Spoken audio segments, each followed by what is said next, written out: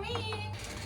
I'm super excited to introduce this beautiful custom home built by Carother's. 2,267 square foot. It's got 3 bedrooms and an office that can be turned into the 4th bedroom. I will take you a tour.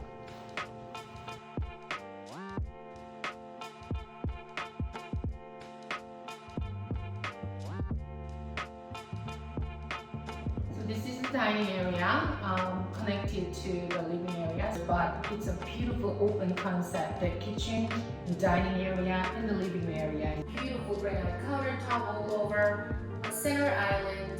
We have double open here, and we have a nice pantry, drawers as well. I really like this cabinet with a glass door too. So let's move on to the bedrooms.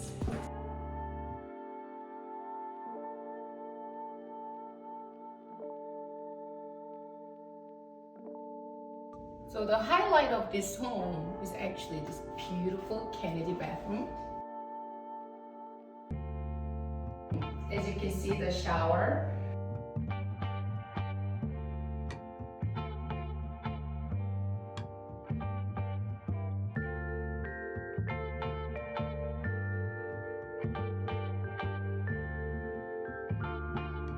The walk-in closet inside here.